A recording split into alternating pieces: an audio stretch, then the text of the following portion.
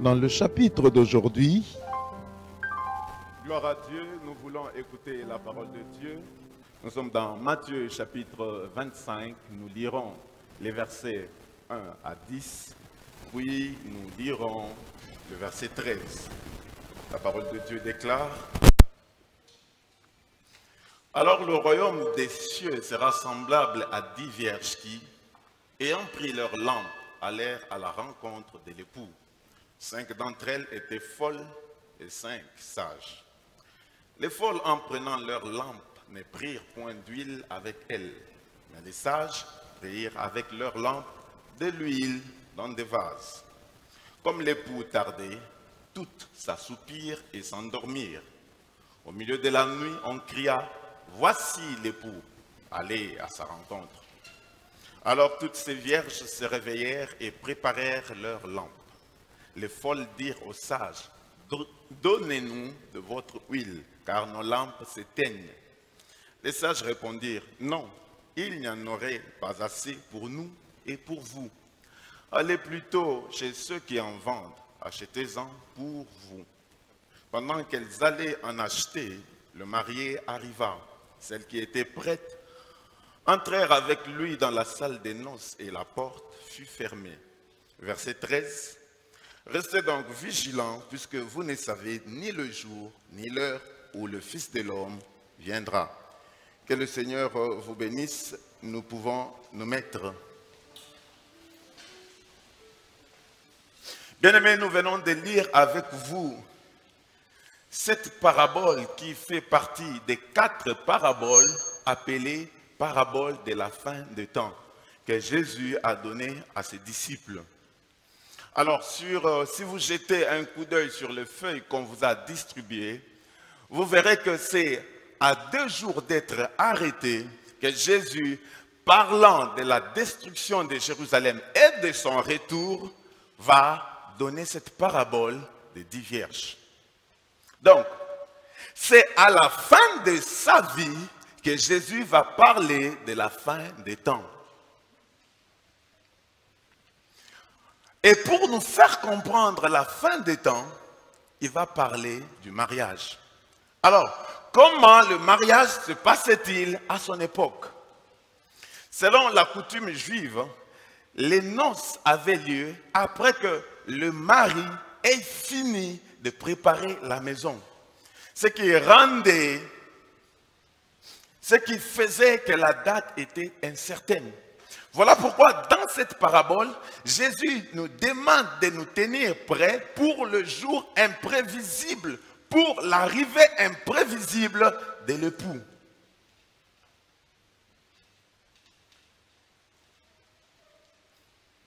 Alors, la nuit précédant le mariage, l'époux arrivait accompagné de ses amis dans la maison où devait se dérouler la cérémonie des noces. Et il devait arriver en premier. Et quand il arrivait, il était accompagné de ses amis. Et en arrivant, il était accueilli par un groupe de jeunes filles ou de vierges, parmi lesquelles se trouvait un de ses amis qui faisait office de garçon d'honneur. Et le rôle du garçon d'honneur était d'annoncer l'arrivée de l'époux aux vierges. Donc, celui qui crie dans ce passage: voici l'époux, allez à sa rencontre, c'est le garçon d'honneur. Et le rôle des vierges, des jeunes filles, était d'aller à la rencontre de l'époux avant qu'il n'arrive et de le conduire avec sa délégation jusque dans la salle des noces. C'est là où notre parabole s'arrête.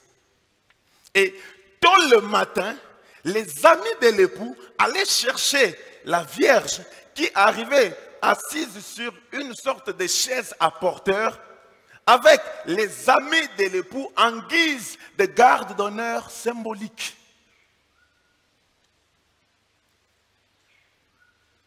Donc, les 10 vierges qui vont à la rencontre de l'époux ne vont pas pour être épousées.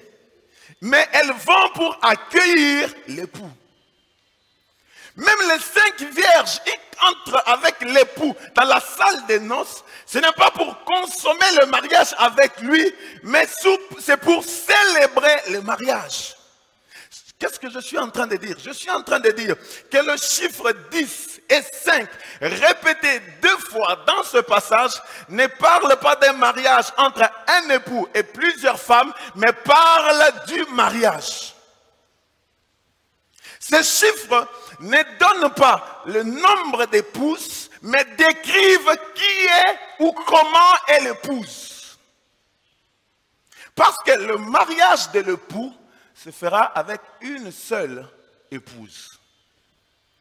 Et regardez, dans cette parabole, et les vierges sages et les vierges folles, la Bible dit que toutes ont fini par s'assoupir et par s'endormir. Et quand Jésus demande de veiller, demande aux disciples de veiller, alors que même les vierges sages s'étaient aussi endormies. Ce matin, je veux faire ressortir 3 choses qui caractérisent le groupe de ces 5 vierges qui sont entrées dans la salle de noces avec le mari.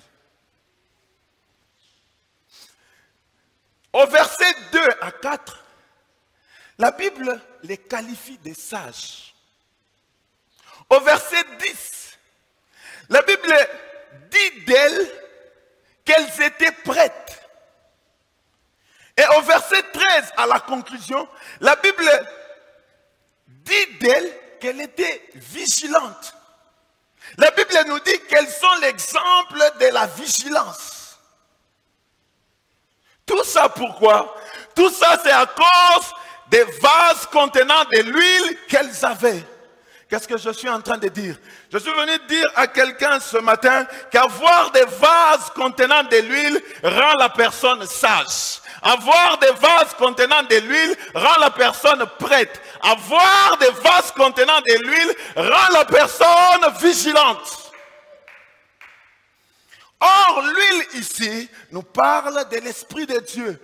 Parce que dans 1 Samuel chapitre 16, la Bible nous montre que quand Saoul a consacré David avec la corne d'huile, l'Esprit de Dieu vint habiter en David depuis ce jour-là et par la suite. Et le vase ici nous parle de notre corps. Parce que quand nous allons dans 2 Corinthiens chapitre 4, la Bible nous dit, nous portons ce trésor dans des vases de terre. Et l'apôtre Paul va ajouter, dans 2 Corinthiens chapitre 6, ne le savez-vous pas, votre corps est le temple du Saint-Esprit qui habite en vous. Donc, avoir des vases contenant de l'huile voulait dire que ces 5 vierges étaient remplies du Saint-Esprit. Avoir des vases contenant de l'huile voulait dire que ces 5 vierges étaient l'habitation, étaient le temple du Saint-Esprit. Je suis en train de dire, quand le Saint-Esprit vient dans la vie d'une personne, le Saint-Esprit a 3 missions. Quand le Saint-Esprit touche une personne, quand une personne devient l'habitation du Saint-Esprit, le Saint-Esprit a 3 missions dans la vie de cette personne. Premièrement, quand le Saint-Esprit vient dans la vie d'une personne, il rend la personne sage. Parce que l'Église a une vie à mener sur cette terre. Voilà pourquoi lorsque Joseph va interpréter le songe à Pharaon, Genèse chapitre 41, Pharaon va dire, pourrions-nous trouver dans tous les pays une personne ayant l'Esprit de Dieu en lui? Puisque Dieu t'a fait connaître tout ça, il n'y a personne en Égypte qui soit aussi intelligent, aussi sage que toi. Qu'est-ce que je suis en train de dire? Je suis venu dire à quelqu'un ce matin que le Saint-Esprit que nous sommes en train de chercher à la fin de cette année va te rendre sage. Écoute, tu vas gérer des problèmes. Parce que ma Bible dit, l'Esprit de l'Éternel se saisira de toi et tu seras transformé en un autre homme. Je suis venu dire à quelqu'un ce matin que tu vas résoudre des équations. Parce que ma Bible dit, en réalité dans l'homme, c'est l'Esprit, c'est le souffle du Tout-Puissant. Je suis venu te dire ce matin qu'il y a un vase qui sera rempli d'huile ce matin. Parce que la Bible dit que celui qui me cherche me trouve. Je suis venu te dire que ce matin, Dieu veut te donner une autre dose de sagesse pour que tu sois en mesure de résoudre des équations, de résoudre des crises. Et ce matin, quelqu'un sera le temple du Saint-Esprit. Deuxièmement, quand l'Esprit de Dieu vient dans la vie d'une personne, il rend la personne prête parce que l'Église a un rendez-vous à répondre. Voilà pourquoi l'apôtre Paul est en train de dire aux Thessaloniciens, dans 1 Thessaloniciens chapitre 4, que même les morts en Christ ne vont pas rater le rendez-vous de l'enlèvement. Parce que bien qu'étant morts, pour avoir gardé l'esprit en eux, ils sont prêts. Bien qu'étant ossements desséchés, pour avoir gardé l'Esprit de Dieu, ils sont prêts. Et quand la trompette va sonner, ils vont partir. Troisièmement, quand l'Esprit de Dieu vient dans la vie d'une personne, il rend la personne vigilante. Parce que l'Église a un salut à protéger. Voilà pourquoi l'apôtre Paul est en train de dire aux Éphésiens, vous devez vous revêtir de toutes sortes d'armures afin de tenir contre les manœuvres du diable. Je suis en train de dire à quelqu'un ce matin, tout ce que le diable essaie de créer comme problème dans ta famille, nous n'allons pas le laisser le faire en cette fin d'année. Parce que son but, c'est de te faire perdre le salut. Je suis venu te dire qu'en cette fin d'année, nous allons combattre le diable avec l'Esprit de Dieu. Mais regardez, malgré que les sages avaient des vases contenant de l'huile, bango nyonso balalaki. Que veut dire le sommeil ici? Dans cette parabole, le sommeil est l'image du désespoir. Dans cette parabole, le sommeil est l'image du découragement. Voilà pourquoi, lorsque Élie, prophète qu'il était, en train de fuir Jézabel, va faire la prière à Dieu, la Bible dit, après avoir fini la prière, il se coucha sous un genêt et s'endormit. Qu'est-ce que je suis en train de dire? Je suis en train de dire que même si les 5 vierges sages se sont endormies, si même Élie, prophète qu'il était, s'était endormi, c'est qu'il peut arriver à un enfant de Dieu à cause de ce qu'il voit, à cause de ce qu'il vit, d'être découragé, de perdre espoir. Quand l'apôtre Paul, avec ceux qui étaient avec lui dans le navire, se sont retrouvés ballottés sur la mer pendant de nombreux jours, sans voir les étoiles, sans voir la lune, dans le noir, il a dit à Luc, quand tu vas écrire cet épisode, il faut dire, non pas vous, nous perdîmes enfin tout espoir de conserver la vie. Tout apôtre qu'il était, il a dit, quand tu vas écrire, n'écris pas vous, mais moi c'est l'intérieur. Dis que nous perdîmes enfin tout espoir de conserver la vie. Je suis venu dire à quelqu'un, quand un enfant de Dieu voit des choses, vit des choses, il peut lui arriver de perdre espoir, d'être découragé.